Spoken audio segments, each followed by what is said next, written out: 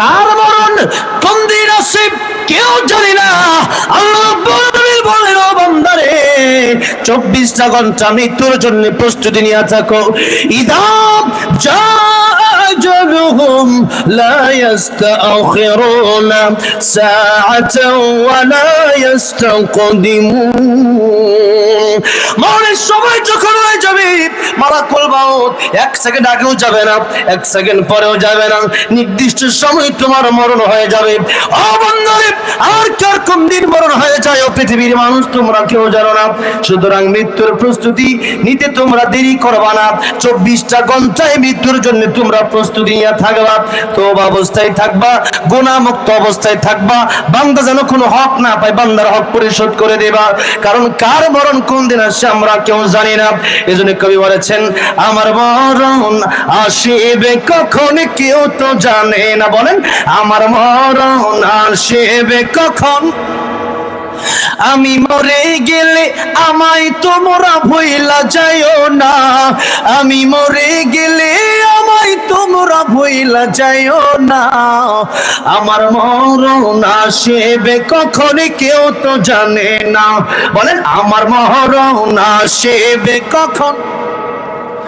এই দুনিয়া চিরজীবন থাকার জায়গা না, অন্ধকার কবর যে আমার আসল ঠিকানা।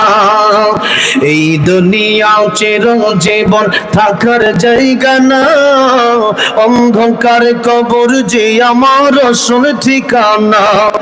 সবাই রেখে আমায় চলে যাবে, সঙ্গী হবে না। সবাই রেখে আমায় চলে যাবে, সঙ্গী হবে না। আমার মরণ আসিবে কখন কেউ তো জানে না। আমার মরণ আসিবে কখন। কবর মাঝে মা বাবাকে দেখা যাবে না, দেখবো যাকে তিনি হলেন শাহে মদিনা। কবর মাঝে মা বাবাকে দেখা যাবে না, দেখবো যাকে তিনি হলেন শাহে মদিনা। সেদিন আল্লাহ বিনে আর তো কেহ বন্ধু হবে না। সেদিন নবী বিনে আর তো কেহ বন্ধু হবে না। আমার মরণ আসিবে কখন কেউ তো জানে না। আমার মরণ আসিবে কখন। আমার ভাইরা, আমার বাবা যেরব, তাই আল্লাহ নবী বিশ্ব নবী রাহমাতুল লিল আলামিন একদিন সাহাবায়ে কেরামদেরকে বলেন, সাহাবীরা, আমি নবীর কাছে যখন মালাকুল মউত আসলো, তিনবার অনুমতি নিল। একবার দরজার বাইরে থেকে এসে বলল, আসসালামু আলাইকা ইয়া রাসূলুল্লাহ। নবী বলেন, ফাতিমা, দেখো ঘরের বাইরে থেকে কে যেন আমার ঘরে ঢোকার জন্য পারমিশন চাই। ফাতিমা রাদিয়াল্লাহু আনহা দরজা খুলে দেখলেন নবীজির কাছে মালাকুল মউত আজরাইল আসতে চাই। ইয়া রাসূলুল্লাহ, ও আমার আব্বাজান, এমন লোক আমি পৃথিবীতে কোনোদিন দেখি নাই, যার মাথা আকাশে, যার পা দুইটা জমিনে। এটা বললেন, মারে, এটা মালাকুল মউত আজরাইল, দুনিয়ার 7 তরকারি। ফাতিমা বললেন, ও আব্বাজান, আমি আসতে দিব না। নবীজি বললেন, ফাতিমা, তুমি আসতে না দাও, এই আজরাইল কিন্তু অটোমেটিক্যালি ঘরে ঢুকে যেতে পারে। এই পৃথিবীর মানুষের যার কাজ করতে যখন আসে, মানুষের কাছ থেকে অনুমতি নেয় না। কিন্তু আমি তো আল্লাহর বন্ধু, আমি তো আল্লাহর হাবিব, রাহমাতুল লিল আলামিন নবী। এই জন্য আল্লাহ এই সম্মানটুকু আমার দান করেছেন। মালাকুল মউত আজরাইল আমার কাছে আসবে, জান কবজ করবে, ডাইরেক্ট আসে না। আমি নবীর সম্মানের খাতিরে আমার কাছ থেকে পারমিশন নিতে চাই। জোরে জোরে বলা যাবে না সুবহানাল্লাহ। ফাতেমাকে ডাক দিও না, ফাতেমা অনুমতি দাও। অনুমতি দিল। অনেক লম্বা ঘটনা, অনেক কথা।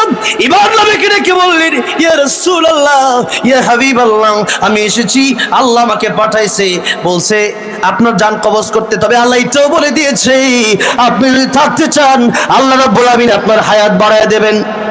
ইয়া রাসূলুল্লাহ, এখন কি করব? নবী বলেন, হাত্তা ইয়াতিয়ানি জিবরাইল, জিবরিল আসার আগ পর্যন্ত তুমি অপেক্ষা করো। ইতিমধ্যে জিবরিল আমিন আসলেন, এসে বললেন, ইয়া রাসূলুল্লাহ, ইয়া হাবিবাল্লাহ,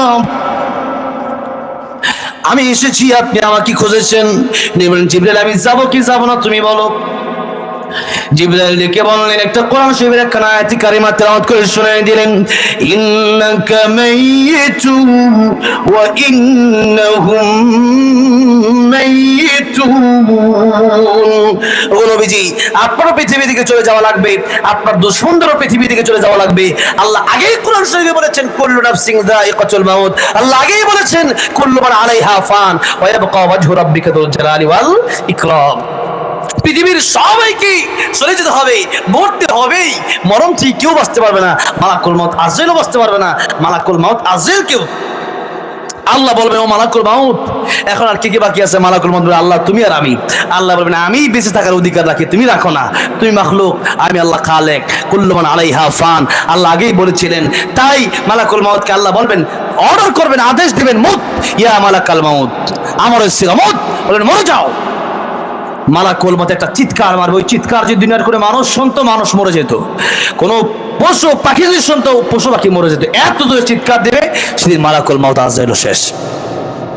আল্লাহ রাব্বুল আলামিন একাই সেদিন রাজত্ব করবেন।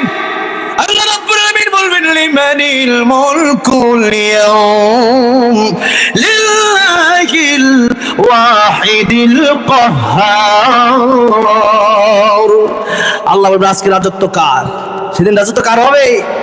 এখন রাজত্ব কার? কিন্তু আল্লাহ মাঝে মধ্যে এক এক দেশের প্রেসিডেন্ট একজনকে বানায়, কিছু কিছু ক্ষমতার মালিক আল্লাহ বানায়। আল্লাহ দেখতে চাই সে ক্ষমতা পায় কি করে, সে কি আসলে ক্ষমতার মানে ঠিক মতো ব্যবহার করে না অপব্যবহার করে। আল্লাহ সেটা দেখার জন্য মাঝে মধ্যে, কিন্তু দুনিয়ার মানুষেরা একটু ক্ষমতা পাইয়া আল্লাহর বিরোধিতা শুরু করে দেয়। আল্লাহ সেদিন বলে, ফেরাউন তুই তো মরে রইছ, কই এখন কথা কও, তুই না খোদা? আল্লাহ একা একা সেদিন কথা বলবে, যেরকম সুবহানাল্লাহ। আল্লাহ সেদিন একা একা কথা বলবে, বলবে আজকে রাজত্ব কার? ও দুনিয়ার বড় বড় পাহাড় গরম, কোথায় সে পাহাড়? দুনিয়ার ও সূর্য কোথায়? চন্দ্র কোথায়? বড় বড় গাছগুলা কোথায়? দুনিয়ার বড় বড় জালেম বাচ্চারা তোর আজকে কোথায়? তোদের রাজত্ব আজকে কোথায়? প্রকৃতপক্ষে রাজত্বের মালিক, ক্ষমতার মালিক তো একজন, তাবারাকাল্লাযী বিয়াদিহিল মুলকু ওয়া হুয়া আলা কুল্লি শাইইন কাদির। আল্লাহ বলছেন, যা কিছু সবকিছুর ক্ষমতা আমি আল্লাহর হাতে। কার হাতে? আল্লাহর হাতে। তাই ক্ষমতার মালিক আল্লাহ, মালিক হচ্ছেন আল্লাহ, আমরা হচ্ছে আল্লাহর গোলাম। আমরা কি আল্লাহর কি গোলাম? তাই আল্লাহর গোলামি আমাদের করতে হবে। আর যারা গোলামি করবে, আল্লাহ রাব্বুল আলামিন গোলাম বলে কিয়ামতের ময়দানে ডাক দিবেন, ইয়া আইয়াতুহান নাফসুল মুতমাইন্না ইরজিই ইলা রাব্বিকি রাদিয়াতান মারদিয়া ফাদখুলি ফি ইবাদি ওয়াদখুলি জান্নাতি। এখানে আব্দুল শব্দ এসেছে, অনেক লম্বা তরজমা। আব্দুল শব্দের মানে হচ্ছে গোলাম। যারা গোলামি করবে, আল্লাহর প্রকৃত গোলাম দুনিয়াতে থাকবে, নিজেকে যারা মালিক ভাববে না, নিজেকে যারা এই দুনিয়ার গোলাম ভাববে, এদেরকে আল্লাহ ডেকে ডেকে কিয়ামতের ময়দানে জান্নাতের মেহমান বানায় দেবে। আপনি যখন আমি নামাজ পড়বো না, আপনার লস হবে। আপনি যখন নামাজ পড়বো, তাহলে কি আল্লাহ লাভ হবে না আপনারই লাভ হবে? আমাদেরই লাভ হবে। আমার ভাইরা, আমার বাবাজিরা, এবার আমি এসেছি আপনাকে নিতে। জিবরাইল বললেন, ইয়া রাসূলুল্লাহ, ইয়া হাবিবাল্লাহ, আপনাকে, আপনি মরণশীল, সবাই মরণশীল, যেতে হবে। কেবলমাত্র আল্লাহ মরবে না, সবাই মরবে। ইয়া রাসূলুল্লাহ, আল্লাহ রাব্বুল আলামিন আপনাকে দেখার জন্য কাছে থেকে আল্লাহ রাব্বুল আলামিন আপনার সাথে মোলাকাতের জন্য অপেক্ষা করতেছে। আল্লাহু আকবার বলেন। আল্লাহ আপনার মোলাকাতের ইন্তজার করতেছে, আল্লাহ আপনার অপেক্ষায় আছে। আপনি যাওয়াটাই ভালো, মানে যেতে তো হবেই, এখন যাওয়াটাই ভালো। কারণ আদ-দুনিয়া সিজনুল মুমিন ওয়া জান্নাতুল কাফির। এই দুনিয়া মুমিনের জন্য জেলখানা, আর কাফিরের জন্য দুনিয়াটা হলো আরামের জায়গা, বালাখানা। ঠিক না? ঠিক জোরে কম। তাই ইয়া রাসূলুল্লাহ, ইয়া হাবিবাল্লাহ, ইয়া হাবিবাল্লাহ, আমি আপনাকে যে কথাটা বলি সেটা হলো যে আপনি গেলেই ভালো। ইয়া রাসূলুল্লাহ, ইয়া হাবিবাল্লাহ, আপনি যদি চলে যান, তাহলে পরকালে আপনার জন্য নাজ নিয়ামত অপেক্ষা করতেছে, আপনার জন্য জান্নাত অপেক্ষা করতেছে। নবীজি এবার চোখের পানি ছেড়ে কাঁদতেছেন। জিবরাইল ডেকে বলে, ইয়া রাসূলুল্লাহ, কাঁদেন কেন? আয়েশার জন্য নাকি ফাতেমার জন্য নাকি হাসান হুসাইনের জন্য? নবী ডেকে বলেন, আমি কান্দি আমার গুনাহগার উম্মতের জন্য। মন আমার কাঁদে রে, প্রাণ আমার কাঁদে রে, যেতে সোনার মদিনায়, যেই মদিনা ধন্য হলো পেয়ে তব ঠিকানা। মন আমার কাঁদে রে, প্রাণ আমার কাঁদে রে, যেতে সোনার মদিনা। আল্লাহ কবুল করেন, জোরে বলেন আমিন। আমার মেয়েরা, আমার বাবাজিরা, সেই নবীজি মরণের সময় উম্মতের কথা চিন্তা করলো, আর এই উম্মত আজকে নবীকে ভুলে গিয়া নায়ক নায়িকাকে আদর্শ বানালো, মডেল বানালো। আমার ভাইরা, আমার বাবাজিরা, যে কথা বলছিলাম, আমার নবী বিশ্বনবী রাহমাতুল্লিল আলামিনের কাছে দ্বিতীয়বার অনুমতি নিল। এবার অনেক কথা হলো, জিবরাইলের সাথে তৃতীয়বার মালাকুল মউত আবার অনুমতি নিল। এই তিনবার নবীজির মরণের আগে মালাকুল মউত নবীর কাছ থেকে অনুমতি নিয়েছে কয়বার? তিনবার। সেই নবী বলতেছেন, ও সাহাবীরা, আমি রহমাতুল্লিল আলামিন, যদিও আমি রহমাতুল্লিল আলামিন, কিন্তু আমি এই গ্যারান্টি তোমাদেরকে দিতে পারি না। কোন গ্যারান্টি? যে আমি নবী নামাজের পরে ডান দিকে সালাম ফিরাইয়া বাম দিকে সালাম ফিরাবো, এই গ্যারান্টিটুকু আমি তোমাদেরকে দিতে পারি না। নবী যদি নিজের জীবনের গ্যারান্টি না দিতে পারেন, আল্লাহর পরে যার সম্মান, আল্লাহর পরে যার মর্যাদা, আল্লাহর পরে যার এই সম্মান, যেই নবীর কোনো গুনাহ নাই, মাসুম নবী, সেই নবী বলতেছেন যে আমি তোমাদেরকে জীবনের কোনো গ্যারান্টি দিতে পারি না। নামাজের পরে ডান দিকে সালাম ফিরাইয়া বাম দিকে সালাম ফিরাবো, এতটুকু নিশ্চয়তা আমি দিতে পারি না। আর আমি আপনি বসে আছি আগামী রমজান মাসে ভালো হওয়ার জন্য, বিয়ের পরে ভালো হওয়ার জন্য, আগামী এক সপ্তাহ পর থেকে নামাজ পড়বো, এই চিন্তায় আমরা বসে আছি। যেরকম ঠিক না ঠিক? তাই আল্লাহ রাব্বুল আলামিন বলতেছেন, মরণের ব্যাপারটা আমি আল্লাহ রাব্বুল আলামিন তোমাদেরকে বানালাম না। 24টা ঘন্টা মৃত্যুর জন্য তোমরা অপেক্ষা করো। আমার ভাইরা, আমার বাবাজিরা, তাই বলতেছিলাম, আজেবাজে গীবত না করে, মিথ্যা কথা না বলে, সত্যের দিকে ধাবিত হন। সত্য মানুষকে মুক্তি দিতে পারে। আবু বকর সিদ্দিক রাদিয়াল্লাহু আনহু বলেছেন, ইয়া রাসূলুল্লাহ, ইয়া হাবিবাল্লাহ, আপনিও বলেছেন আমি আবু বকর ছিলাম, আপনিও বলে দিয়েছেন সিদ্দিক, আপনি বলেছেন আমি চিরন্তর সত্যবাদী।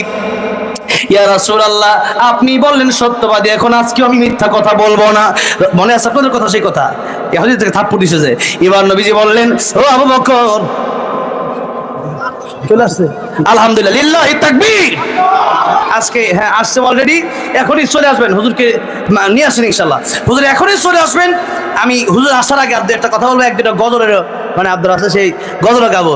আলহামদুলিল্লাহ, আজকে এই মাহফিলে হাজার হাজার মানুষ, এই কয়েকটা মাহফিল, বড় বড় মাহফিলের মধ্যে এইটাও একটা জামালপুরের একটা ঐতিহ্যবাহী মাহফিল না?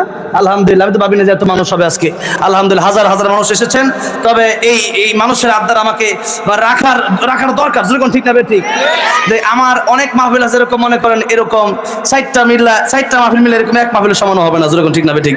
তো আজকে একটা মাহফিল, এত বড় একটা মাহফিল, আলহামদুলিল্লাহ, সেজন্য আমি বলবো ইনশাআল্লাহ। তবে কথা হচ্ছে, আর দু একটা কথা না বললেই না, যেটা বলতেছিলাম, আবু বকর সিদ্দিক রাদিয়াল্লাহু আনহু, ইয়া রাসূলুল্লাহ, আমি না সত্যবাদী, আজকে আমি মিথ্যা বলবো না। আল্লাহ নবী বলছেন, আবু বকর, সাক্ষী না আনলে বিচার তোমাকে করাই হবে, তোমাকে উল্টা থাপ্পড় খেতে হবে। আবু বকর সিদ্দিক রাদিয়াল্লাহু আনহু বলেন, ইয়া রাসূলুল্লাহ, ইয়া হাবিবাল্লাহ, আমার কোনো সাক্ষী নাই, বিচার শুরু হয়ে যাক।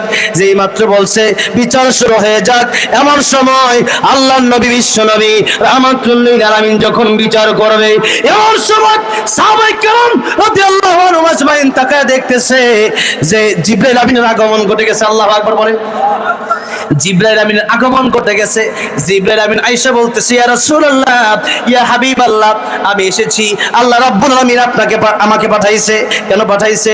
আল্লাহ রাব্বুল আলামিন আমাকে পাঠাইছে কোরআনের একটা আয়াত দিয়া, লাকাদ সামিআল্লাহু কাওলাল্লাযীনা ক্বালু ইন্নাল্লাহা ফাকীরু ওয়া নাহনু আগনিয়া।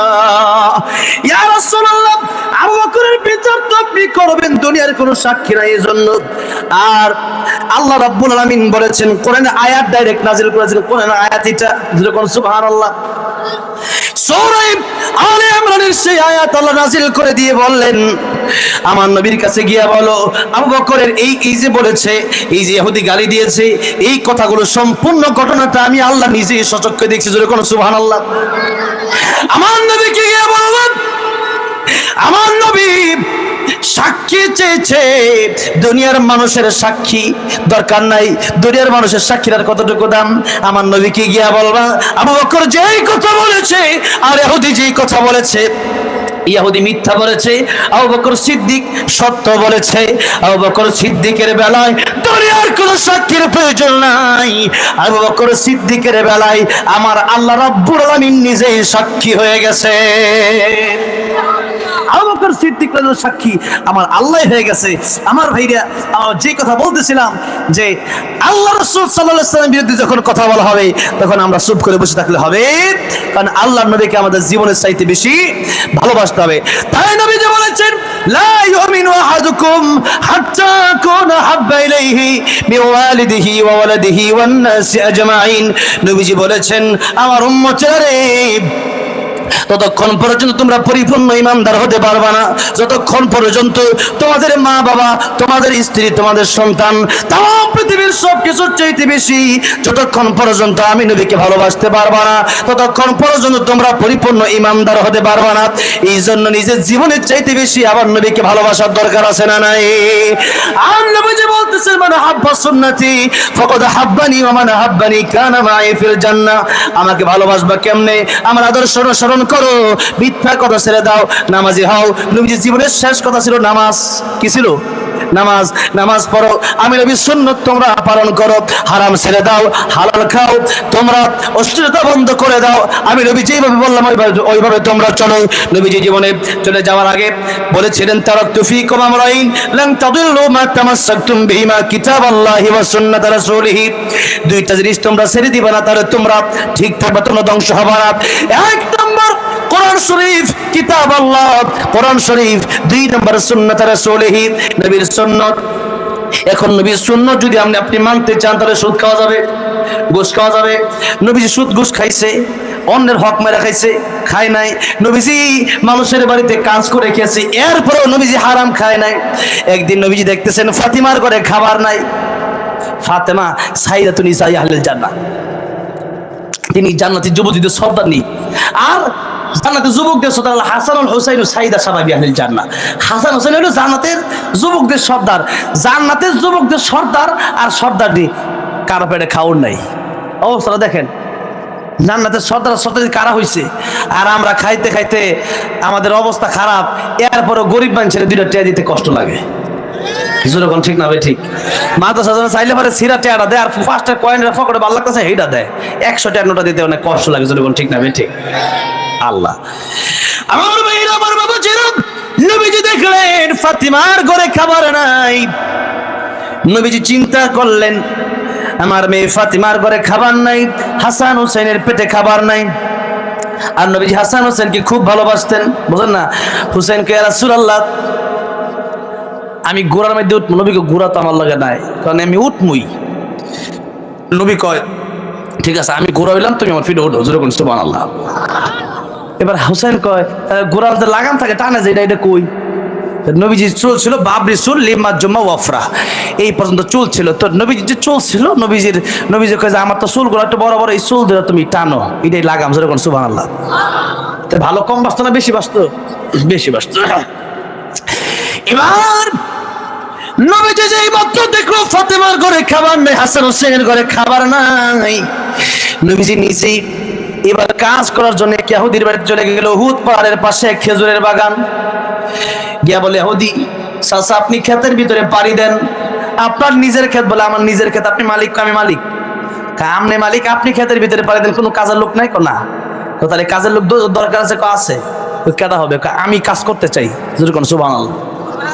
রাহমাতুল লিল আলামিন নবী, সেই নবীর কথা বলতেছি। নবী বলতেছে যে আমি আপনার খেতে কাম করতে চাই। আল্লাহ আকবার কইতেন না জোরে? না ফকরে বলে লয়ে যান, বাইক দিয়ে পরে কইেন, বউ তো হইনা লাইব। জোরে কোন সুবহানাল্লাহ। নবীজি বলতেছে আমি কাজ করতে চাই তোমার খেতে, আর আমরা মনে করি যে হালাল খাই, এটা মনে হয় যে খুব মানে সুবিধার না, মানে আমার মনে হয় আমার সম্মানটা মনে হয় না না না। আপনি যদি হালাল খান তাহলে আপনি প্রকৃত নবীর আশেক, প্রকৃত নবীর উম্মত, আপনি দামি মানুষ। আর যারা হারাম খায় পাঁচতলা বাড়ি থাকলেও সবচেয়ে অদম, সবচেয়ে নালায়েক, সবচেয়ে বোকা ওই লোক, যেরকম ঠিক থাকবে। এই জন্য হালাল যদি আপনি খান, খেতে কাম করে নবী খাইছে, আপনি খাইতে সমস্যাটা কোন জায়গায়? আপনি কেন মনে করেন যে আমার দাম কম? আপনি তো মনে করতেছেন কেন? নবী যদি খেতে কাম করে খায়া নবী যদি রহমতুল আলামিন হতে পারে, তাহলে আপনি নবীর উম্মত হয়ে কেন খেতে কাম করতে পারবেন না? দুনিয়ায় দুনিয়া নবী বলেছেন দুনিয়া মাযরাতুল আখিরা, দুনিয়া তোমাদের কাজের জায়গা। দুনিয়াতে কাজ করবা, পরকালে ফলাফল পাবা। কোথায় কাজ করলে? দুনিয়ায় কাজ করলে পরকালে কি পাওয়া যাবে? ফলাফল পাওয়া যাবে। আমার ভাইরা বাবাজিরা, তাই এবার নবী বলেছেন আমি আপনার খেতে কাজ করতে চাই। ইহুদি বলল খেতে যদি কাজ করতে চাও, এই যে কুয়ার মধ্যে পানি আছে, এই যে বালতি আছে, নাও বালতি, কুয়া থেকে পানি উঠায় উঠায় খেজুর বাগানে দাও। নবীজি খেজুর বাগানে এক এক বালতি করে কয়েক বালতি পানি দিছে। 5টা খেজুর নবীর আয়না দিচ্ছে। নবীর সাথে ছিল আনাস বিন মালিক রাদিয়াল্লাহু আনহু, নবীর খাদেম। নবীজির ইনসাফ কতটুকু, নবী 5টা খেজুর থেকে 2.5টা নবী খাইছে, আর 2.5টা আনাস ইবনে মালিককে দিয়ে দিছে। 2.5টা, এমন না যে আমি 3টা খাই আর তুমি 2টা খাও, এমন না। নবী নিজে 2.5টা খাইলেন আর 2.5টা দিলেন আনাস ইবনে মালিককে। আনাস রাদিয়াল্লাহু আনহু বলেন তখন আমার বয়স 11-12 বছর বয়স। ভাইয়েরা আমার, বাবাজিরা আমার, নবীজি এবার কাজ আবার শুরু করলেন। এক এক বালতি করে খেজুর বাগানে পানি দিতে দিতেন। নবীজির একটা সময় হাত থেকে রশি ছেড়ে বালতিটা পড়ে গেছে কুয়ার ভিতরে, কারণ এতদিন পুরাতন রশি হয়ে গেছে। না 35 বেজে গেছে, শেষ করে দিচ্ছি না 10টা, কোনোভাবে 5 মিনিট 1 মিনিট আমি এখানে আলোচনা করি। আমি সময় এত গুরুত্ব দিই, 10টা 30-এ পর শেষ করার সময় ছিল, এখানে 35। আমি কিন্তু এইভাবে বলতেছি কেন, আমি আগেই শুরু তখনই বলে নিছি, এই জন্য আমি কিন্তু শেষ করে দেবো। তো আপনারা অন্য গল্প দিয়ে, কারণ আমি কিন্তু আমার মাহফিলে একটা আছে এখন, এবং এইভাবেই বলা, আমি টাইম এত মেনটেন করি। টাইম আমি প্রথমে বলছি ওয়ালা আসর, সময়ের কসম, আল্লাহ কাছেন, ঠিক আছে? টাইম হিসেবে বলি ওভাবেই আমি বলি। আমি তো আসলে 8টা থেকে 9টা পর্যন্ত করবো, তখন আরিফ ভাই বলছেন 9টা পর্যন্ত করলে ভালো হবে। সেই ক্ষেত্রে এখন আমাকে দিবেন, আমি করবো, অন্য সম্ভব না। আমি যেভাবে বলি সেইভাবেই আমি কাজ করি, সেজন্য ওভাবেই মনে রাখতে হবে। নবীজি এবার বলেন, নবীজি কাজ করতে করতে বালতিটা পুড়ে গেছে কুয়ার ভিতরে। ইহুদি বলল যে বালতি পড়ছে, আমি তো এতদিন ধরে পানি দেয়, আমার হাত থেকে বালতি পড়লো, তোমার হাতে বালতি পড়লো কেমনে? হ্যাঁ, তো জানে না যে রহমাতুল আলামিন নবী। কি লাইট কি বন্ধ গেছে নাকি? কয়টা কি হয়েছে? লাইট বন্ধ গেছে না কেন? কয়টা একটু আগে দেখলাম একরকম, মানে কি হইলো আবার? আচ্ছা, দেখলাম কি মানছে দেখতে পাচ্ছে না, তো ভালো লাগতেছে না, কথা বোঝা নাই। এত মানুষ না দেখতে পারলে ভালো লাগে? এতক্ষণ মুখ চমকাইতেছে খালি লাইট, লাইট কই গেছে গা দেখি। আচ্ছা যাই হোক, না পাওয়ার কমে গেছে মনে হয় নাকি? ও পাওয়ার কমে গেছে, বুঝছি, ভোল্টেজ কম। যাই হোক, নবীজি এবার দেখেন অবস্থাটা কোন জায়গায় গিয়ে দাঁড়ায়। আমি এই কথাটা এই জন্য বলতেছি, এই ঘটনাটা আমি মাঝে মধ্যে বলি। আজকে যে বিষয়টা আমি আসার আগে আমার বলতেছি এই বিষয় ওয়াজ করেন, হুট করে বিষয় দিছে, তো এখন এই ঘটনা আমি বলা দরকার। নবীজি কত কষ্ট করছে রহমাতুল আলামিন হইয়া, আর আমরা কি করি? আমরা মনে করি এত খাবার খাইতে খাইতে খাইতে খাইতে বাড়ি একটা জামাল ফুরাইলে কয় আরেকটা ঢাকা হইলে সুবিধা, ঢাকা একটা কইলে পাড়া হইলে আরেকটা হইলে সুবিধা। কারণ দেশ কোন দিন খুব দূর জায়গা বিদেশ ফলাইতে ওই দিন একটা খানা হইলে সুবিধা, বুঝতে নাই? এই জন্য মনে করেন মানুষের চাইতে শেষ নাই। নবী বলেন এই বনে আদমের এত আশা, এত আকাঙ্ক্ষা, একটা দুনিয়া দিয়ে দিলে সে আরেকটা দুনিয়ার চিন্তা করে। ডোনাল্ড ট্রাম্প এত বড় আমেরিকা, আমার আমেরিকা তো গেছি না, কত বড় হনছি খালি। এই বছর আমেরিকা আমার প্রোগ্রাম আছে, এরপরে কানাডাতে আছে, ইতালিতেও আছে। তো এত বড় বড় দেশে যাবো আর কেসে দিবার গিয়া দেখি কত্তানি বড় আমেরিকা, এত বড় দেশ, এত বড় দেশেরই বাংলাদেশে 100টা সমান মনে হইব। এত বড় দেশের ক্ষমতা পাইয়া ডোনাল্ড ট্রাম্পের এই বাংলাদেশ নিয়ে চিন্তা শেষ হয়। কই এক শুরু দেশ, হ্যাঁ এইটা লইয়া হে সেন্ট মার্টিন লইয়া হেটানাটানি শুরু করছে। কথা ঠিক না বে ঠিক? এত বড় দেশ ভারত, 7 বার গেলাম মস্ক করার জন্য। এত বড় দেশ নরেন্দ্র মোদী এই ভারত হইয়া, হ্যাঁ কি বলি বুঝলেন? এত কথাবার্তা বলে কি ওয়াজ করতে পারবো না? কথা বলেন, হ্যাঁ কথা বলেন, কথা বলেন, আপনারা বসেন, ভদ্রভাবে বসেন।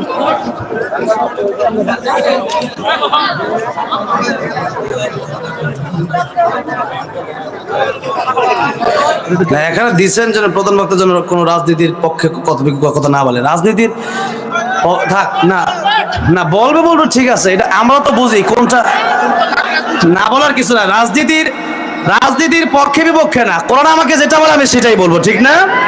কোরআন যেটা বলে না ওইটা আমি বলবো না, কোনো সমস্যা নেই। আমি বুঝতেছি হাজার হাজার মানুষ এই মাহফিলে আপনারা উপস্থিত হয়েছেন।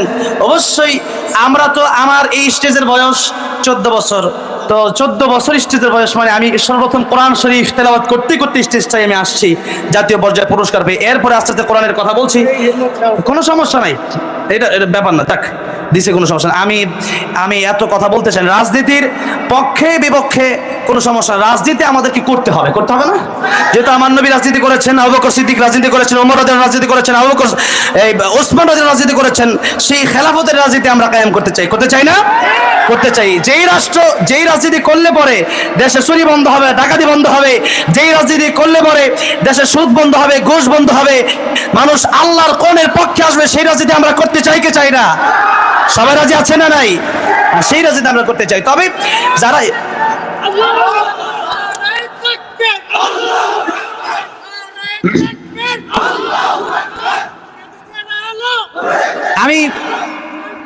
আমি দেখেন, আমি খুব ঠান্ডা কথাই এতক্ষণ বলতেছি, আমি কিন্তু আসলে আমি জানি এক একটা মাহফিলের সিস্টেম আমি বুঝি, একটা মাহফিলের সৌন্দর্য নষ্ট আমি কখনো চাই না, আমি কোনোভাবে মানে সেই কথাগুলো বলতে চাই না। কিন্তু কথা হচ্ছে এই যে ভারতের কথা বললাম, ভারত আমাদের শত্রু না, ভারতকে আমরা শত্রু মনে করি না, কারণ ভারতের মাটি তো আল্লাহ বানাইছে, ঠিক না?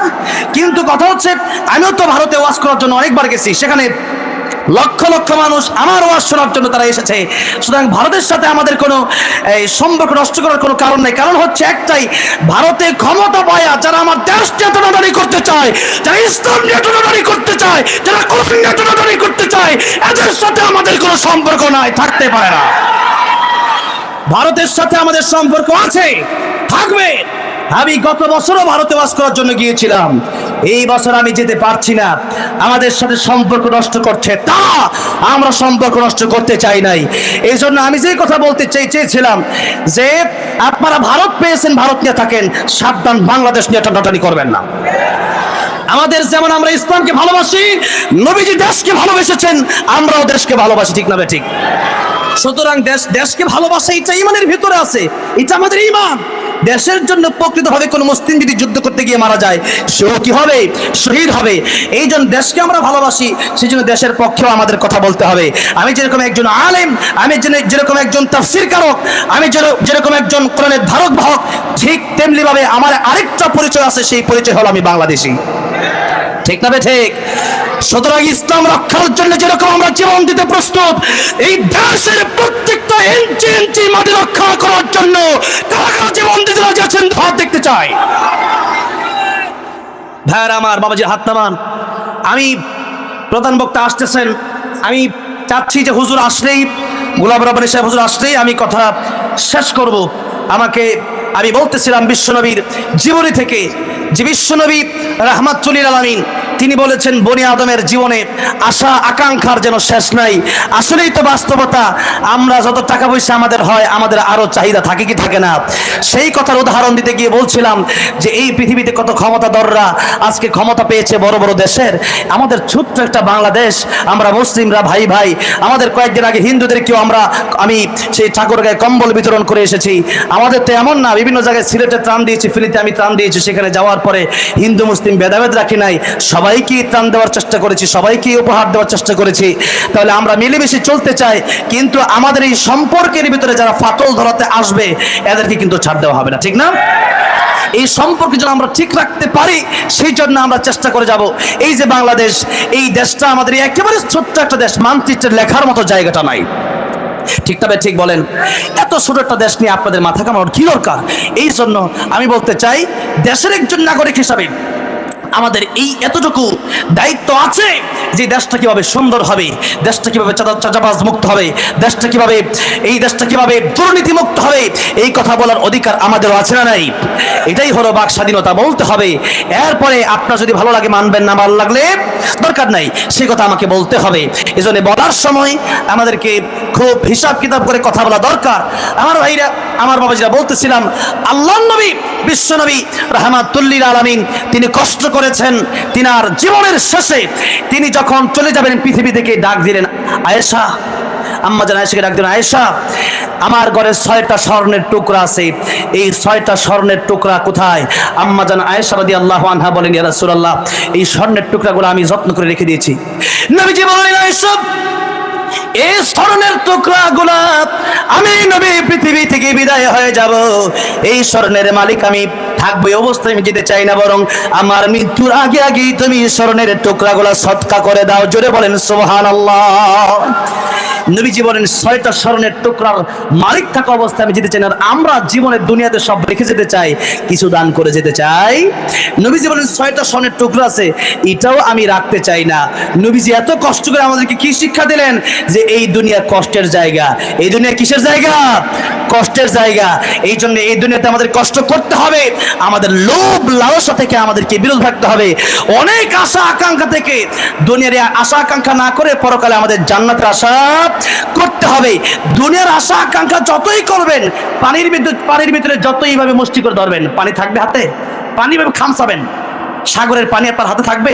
সব পানি কিন্তু সিপা দিয়ে পড়ে যাবে। যেরকম ঠিক না ঠিক? ঠিক তেমনিভাবে দুনিয়া আপনি যতই ধরে রাখতে চাইবেন, দুনিয়ার টাকা পয়সা ক্ষমতা থাকবে না, একদিন আপনাকে চলেই যেতে হবে। টাকার কোনো সিস্টেম নাই, করলে না আলাইহা ফান। আল্লাহ রাব্বুল আলামিন আমাদেরকে বোঝার তৌফিক দান করেন, জোরে বলেন আমিন। আল্লাহ রাব্বুল আলামিন আমাদেরকে পরকালীন জীবনের চিন্তা নিয়ে দুনিয়া মাজরাতুল আখিরা, এই দুনিয়াতে ভালো ভালো কাজগুলো করে যাওয়ার তৌফিক দান করেন, জোরে বলেন আমিন। ভালো কাজ মানে আমি প্রায় সময় বলি, ভালো কাজ মানে আপনি মানে নামাজ রোজা করলেন, তাতেই কিন্তু ভালো কাজ শেষ না, তাতেই ভালো কাজ শেষ, তাতেই ভালো কাজ শেষ না।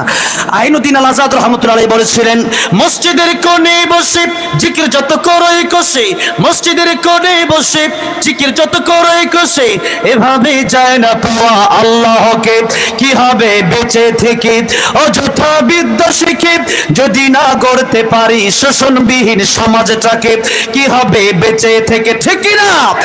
কি হবে আলেম হয়ে ইমাম সেজে সমাজেতে, পর যদি সত্য কথা উচ্চ সুরে না বলিতে, চাকরির ভয় করো যদি ছেড়ে দাও ওই না গদি, চাকরির ভয় করো যদি ছেড়ে দাও ওই না গদি, কি হবে ধোঁকা দিয়ে আল্লাহকে, কি হবে ধোঁকা দিয়ে আল্লাহকে, কি হবে বেঁচে থেকে অযথা বিদ্যা শিখে, যদি না গড়তে পারি শোষণবিহীন সমাজটাকে, কি হবে বেঁচে থেকে, ঠিক কি না? ভাইয়ের আমার, বাবাজিরা আমার, অনেক লম্বা করতে চেয়েছিলাম, আজকে আর লম্বা করব না। আজকে এই পর্যন্তই। যেই কথা বলতে চাইলাম যে নবীর জীবনে রাহমাতুল লিল আলামিন নবী হয়ে নবী কষ্ট করলেন, আর আমাদের জীবনে শুধু আমরা দুনিয়াতে সুখ শান্তি খুঁজি। তাই ইন্নাল আবরার লাফি নাঈম ওয়া ইন্নাল ফুজ্জার লাফি জাহিম, পরকালীন জীবনে আমাদের সুন্দর জীবন, যেই জীবন অনন্তকালের জীবন হবে, ফারিকুন ফিল জান্নাতি ওয়া ফারিকুন ফিস সাঈর।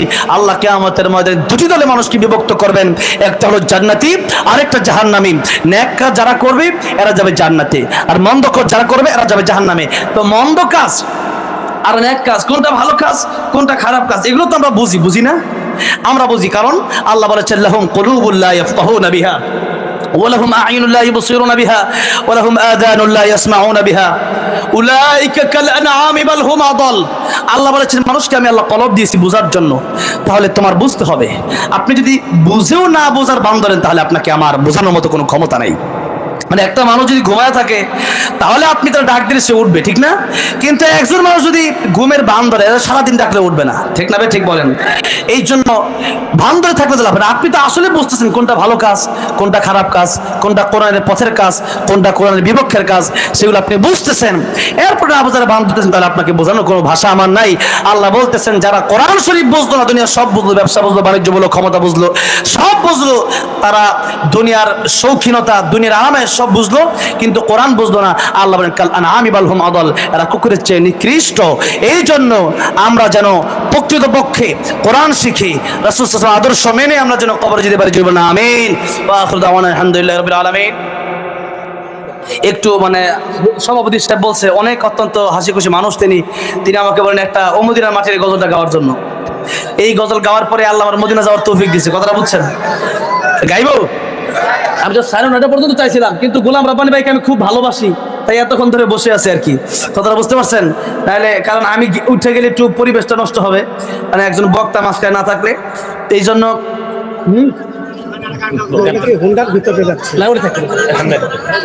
না আমি গজলকে চলে যাবো। এই কয়েকটা দিন লাভ কি, আমি তো গজল আগে বলে 9:30 টাইম পার গেছে, 1 ঘন্টা এমনি ওয়াজ করি। আর এনে যে দৌড়ে আইছি এই মাহফিলটা অনেক রিকোয়েস্টের পর আরিফ ভাই পরে রাখছি, এটা রাখার চেষ্টা করছিলাম।